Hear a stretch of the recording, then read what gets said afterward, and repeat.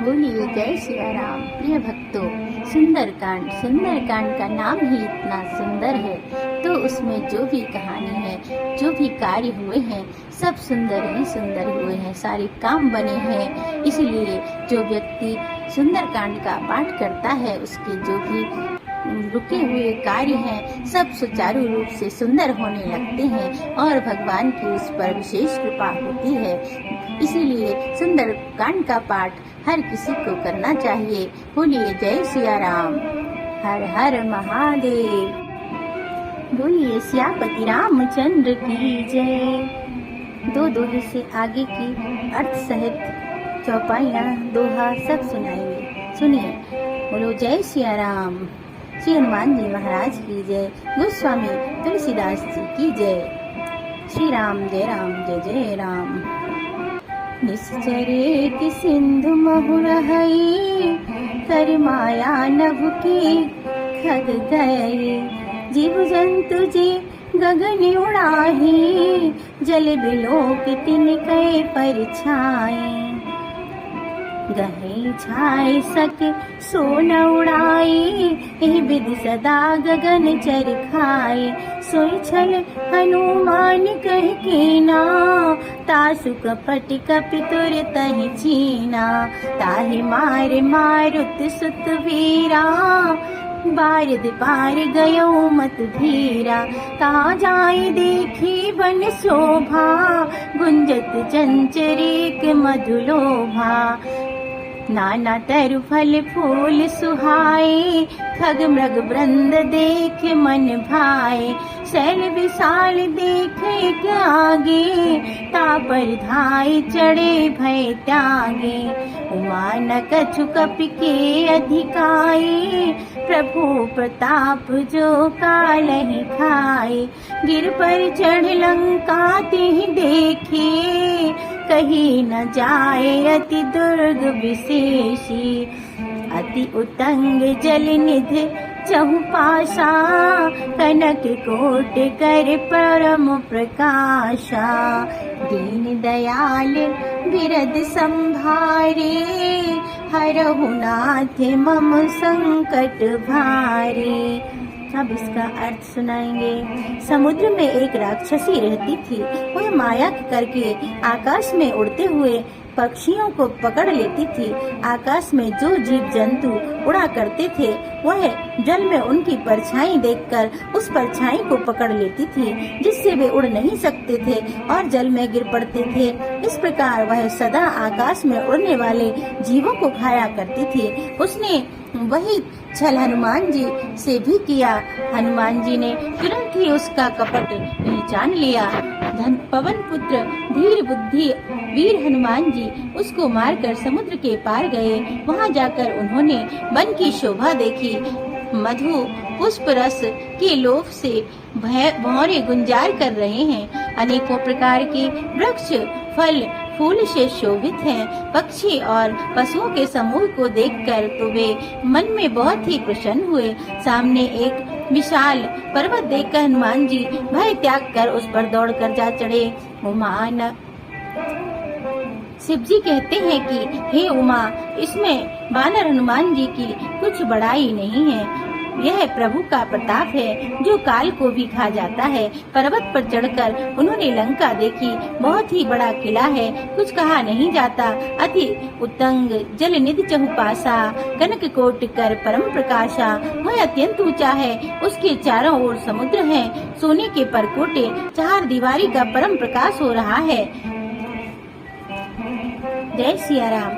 कनक coat विचित्र मन कृत सुंदराय, तना घना चौहट हट सुवट वीथी। चारपुर बहुविधे बना, गज बाज खच्चर निकर पदचर। रथ बरूथन को गनई, बहुरूप निश्चर जूथे अति बल। सेन बरनत नहीं बने। विचित्र मणियों से जड़ा हुआ सोने का परकोटा है। उसके अंदर बहुत से सुंदर सुंदर घर हैं। चौराहे, बाजार, सुंदर मार्ग और गलियां हैं। सुंदर नगर बहुत प्रकार से सजा हुआ है। हाथी घोड़े खच्चरों के समूह तथा पैदल और रथों के समूह को कौन गिन सकता है। अनेक रूपों के राक्षसों के दल हैं, उनकी अत्यंत बलवती सेना वर्णन करते नहीं बनती। बन बागे उपवन बाटिका सर कूप बापी सोहहि नर नाग सुर गंधर्व कन्या रूप मुनि मन मोहहि कहु माल देहि विशाल शैल समाने अति बल गर्जहि नाना खार निभिरहि बहुविधि एक एकन तरजहि।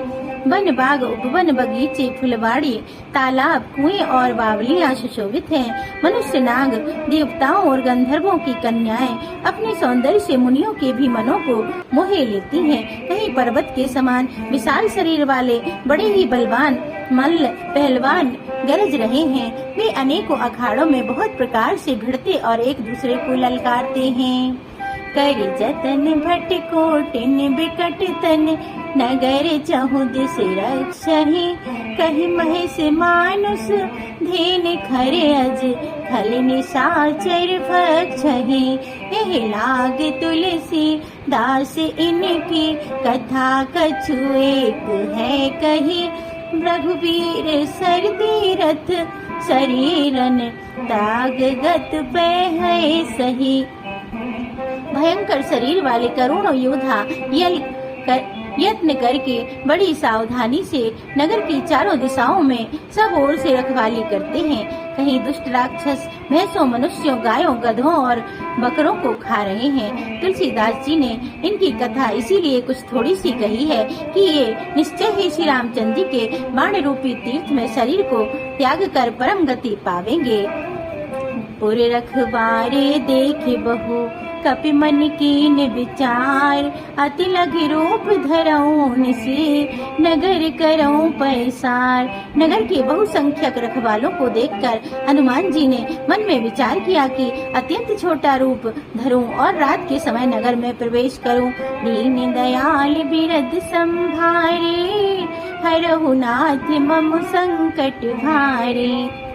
मसक समान रूप कपि धरे लंकहि चलो सुमिर नर हरे। नाम लंकनी एक निश्चरी सो कहीं चल से मोहि निंदरे।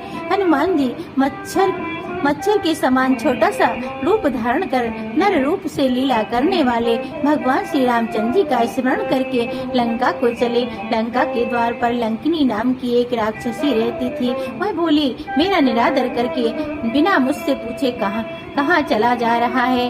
जाने हूँ नहीं मरम सठ मोरा मोरे आहार जहाँ लग चोरा। मुठिका एक महाकपि हनी रुधिर बमत धरनी ठन मनी। हे मूर्ख, तूने मेरा भेद नहीं जाना। जहाँ तक जितने चोर हैं वे सब मेरे आहार हैं। महाकपि हनुमान जी ने उसे एक घूसा मारा जिससे वह खून की उल्टी करती हुई पृथ्वी पर लुढ़क पड़ी। पुनि समारी उठी सो लंका जोर पान कर विनय सशंका। जब रावण ही ब्रह्म बर देना चलत विरंच कहा मोहि चीना। वह लंकनी फिर अपने को संभाल कर उठी और डर के मारे हाथ जोड़कर विनती करने लगी। वह बोली, रावण को जब ब्रह्मा जी ने वर दिया था तब चलते समय उन्होंने मुझे राक्षसों के विनाश की यह पहचान बता दी थी। विकल होसते कवि के मारे तब जानिस निश्चर संघारे। तात मोरी अति पुण्य बहुता देखियो नयन राम कर दूता। जब तू बंदर के मारने से व्याकुल हो जाए तब तू राक्षसों का संहार हुआ जान लेना। हे तात, मेरे बड़े पुण्य हैं जो मैं श्री रामचंद्र जी के दूत आपको नेत्रों से देख पाई हूँ। तात स्वर्ग अपवर्ग सुख धर्यो तुलाइक अंग। तूल न ताहि सकल मिली जो सुख लो सत्संग। हे तात, स्वर्ग और मोक्ष के सब सुखों को तराजू के एक पलड़े में रखा जाए तो भी वे सब मिलकर दूसरे पलड़े पर रखे हुए उस सुख के बराबर नहीं हो सकते जो लव क्षण मात्र के सत्संग से होता है। दीन दयाल बिरद संभारे, हरहु नाथ मम संकट भारे। राम सिया राम सिया राम सिया रामा, राम सिया राम सिया राम सिया रामा, राम सिया राम सिया राम सिया रामा, राम सिया राम सिया राम सिया रामा। बोलो सियापति रामचंद्र की जय।